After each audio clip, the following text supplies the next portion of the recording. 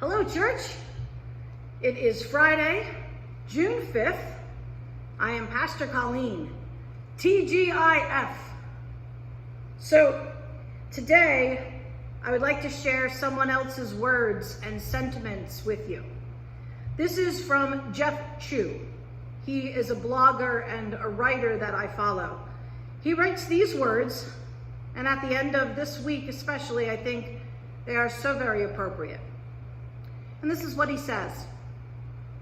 My heart is heavier this week than it has been in a long time. And this has already been a heavy season. I know I'm not alone in this. I water my plants, but it's been hard to focus on growing things right now. I try to find some music to put on, just for a little sung solace, but I quickly find myself tuning out. When my sister sent me a photo of my youngest nephew at a protest, I was so proud. He's adorable. But then I thought, what is this world where a kid is growing up with such grievous things to protest?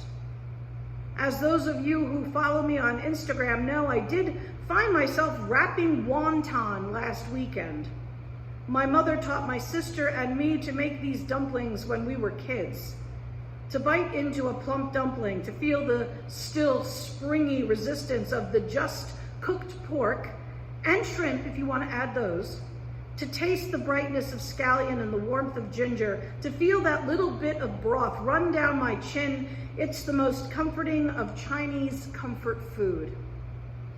So amid the sorrows of the nation and the world, I found myself at the dining room table with a stack of wonton skins, plopping some seasoned meat into the center of each, folding the corners together, and then forming the rectangle into a tidy bonnet.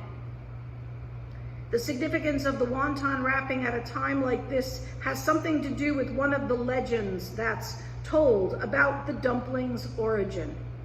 The English word wonton derives from the Cantonese, which is pronounced more like wonton, which in turn comes from the Mandarin huntin.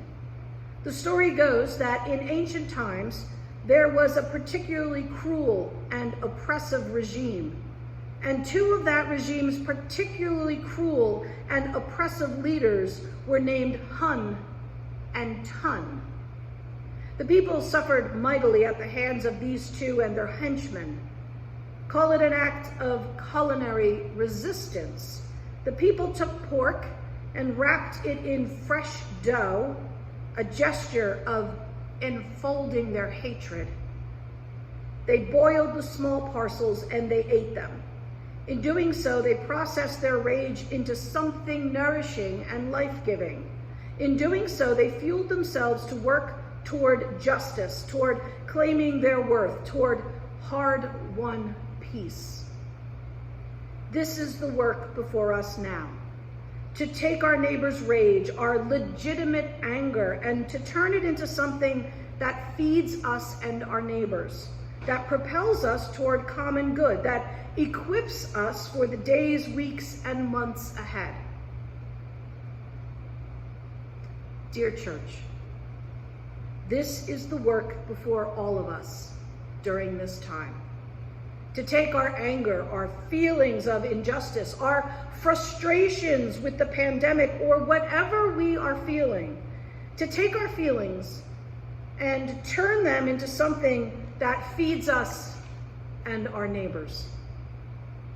I pray today that you are able to find ways to wrap your feelings into something nourishing and life-giving. Let's pray together for ways that we can help to feed and nourish and take care of our community and our world. And then together, let's go out and feed people. I hope that you have a blessed day. I hope at the end of this long week, you feel peace and you feel comfort. God bless you all. I will see you again soon. Bye.